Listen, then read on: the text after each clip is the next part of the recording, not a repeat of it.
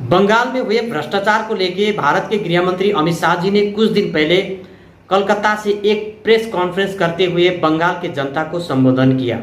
जो भी बात उन्होंने रखा है, आप लोग इस वीडियो को अंत तक सुनिए। क्या उन्होंने सही कहा या गलत कहा, ये बारे में आप लोग खुला रूप से अपना विचार कमेंट बॉक्स में रख सकते हो। और इस वीडियो को ज़्यादा से ज़्यादा शेयर करें। और आने वाले दिन में मैं ऐसे वीडियो लेके आप लोग के साथ आता रहूँगा। तब तक के लिए आप लोग फॉलो करके जुड़िएगा और सुनिए इस वीडियो को अंत तक। बनर्जी के नेतृत्व में भ्रष्टाचार के कारण पूरे बंगाल का विकास एक प्रकार से थम गया है। रोजवेली चिटफंड घोटाला, कैश फॉर क्वेरी घोटाला, एसएससी घोटाला, नगर पालिका नगर नियम का भर्ती का घोटाला, गाय तस्करी का घोटाला, राशन पीडीएस का घोटाला, मनरेगा का घोटाला, पीएम आवास का घोटाला, इतने सारे घोटाले हैं कि मैं पूरा लिस्ट पढ़ूंगा तो मेरी प्रेस कॉन्फ्रेंस का पूरा हिस्सा ही उसमें चला जाएगा। अब क्या ममता बनर्जी इस बात का जवाब दे सकती है कि आपके मंत्रियों के ठिकाने पर से 27 करोड़ रुपया मिलता है, जिसको गिनते गिनते नोट गिनने की मशीन भी गर्म होकर बंद हो जाती है। बंगाल जैसे गरीब राज्य के अंदर 27 करोड़, 20 करोड़, 15 करोड़ ये राशि मिल रही है, आपकी कोई अकाउंटेबिलिटी नहीं है। पार्थो चैटर्जी जेल में जाते हैं, ज्योति प्रिय मलिक जेल में जाते हैं, अनुव्रत मंडल जेल में जाते हैं, जीवन कृष्ण शाह जेल में जाते हैं, माणिक भट्टाचार्य जेल में जाते हैं, चंद्रनाथ सिन्हा जेल में जाते हैं, कुणाल घोष 3 साल जेल में रहकर आते हैं। और आप कहती है कि भ्रष्टाचार नहीं हो गया, हो रहा है। आप आंख मूंद लिए ही हो भ्रष्टाचार के लिए, मगर बंगाल की जनता अपनी आंख बंद कर कर नहीं बैठी है।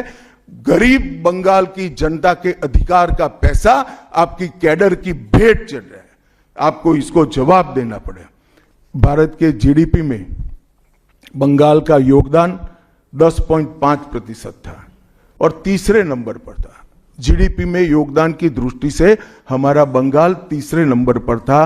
तीसरे नंबर पर से सरक कर ये 49 साल में वो 22वें नंबर पर आ गया।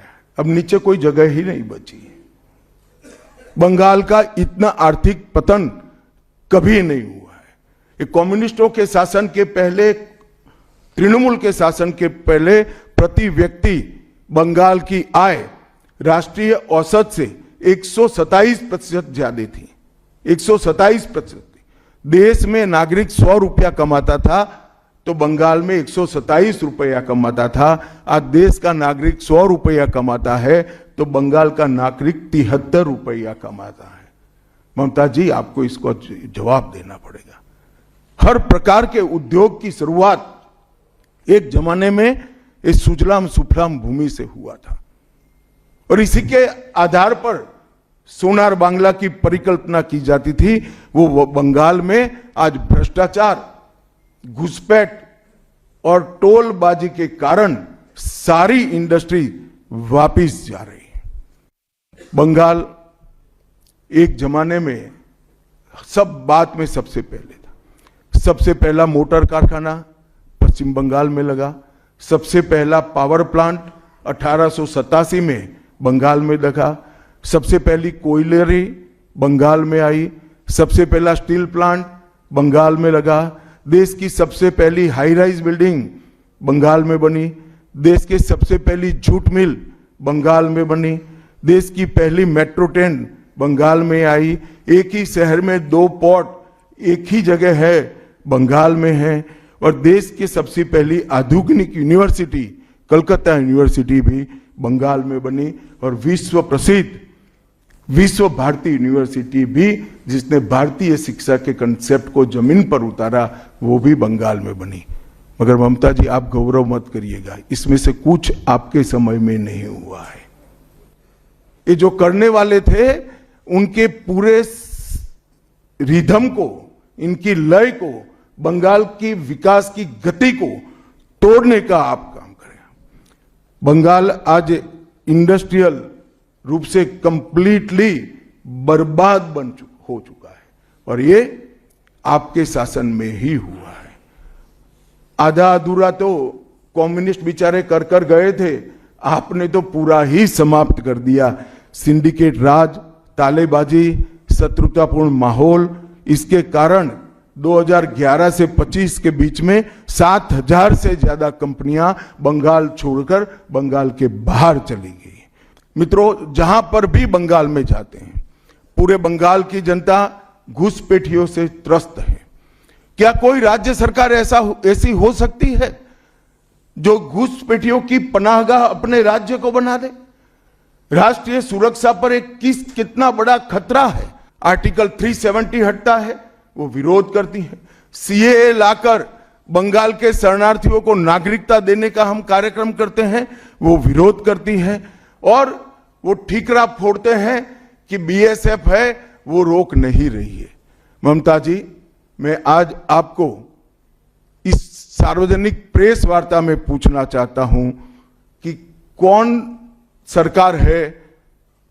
सी सरकार है बांग्लादेश की पूरी सीमा पर जो वाड़बंदी करने के लिए, बॉर्डर पर फेंसिंग करने के लिए जमीन नहीं देती है? अगर आप जवाब न दे पाए तो मैं ही देता हूं।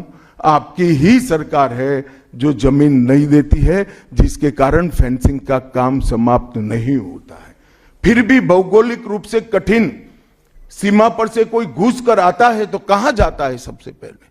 सबसे पहले बंगाल के गांव में जाता है। आपका पटवारी क्या कर रहा है? आपका थाना क्या कर रहा है? क्यों इसको अरेस्ट नहीं किया जाता? क्यों उस पर केस दर्ज नहीं होता? क्यों इसको वापस भेजा नहीं जाता? जवाब है कि आपके पास एक ऐसी मजबूत राष्ट्रीय ग्रिड बनाएंगे जो बंगाल से घुसपैठ को समाप्त कर देंगी। इंसान छोड़ दीजिए, परिंदा भी पैर नहीं मार पाए, इस प्रकार की एक मजबूत ग्रिड की रचना हम करेंगे। और न केवल घुसपैठ रोकेंगे, सारे घुसपैठियों को चुन चुन कर भारत के बाहर निकालने का काम भी भारतीय जनता पार्टी की बंगाल सरकार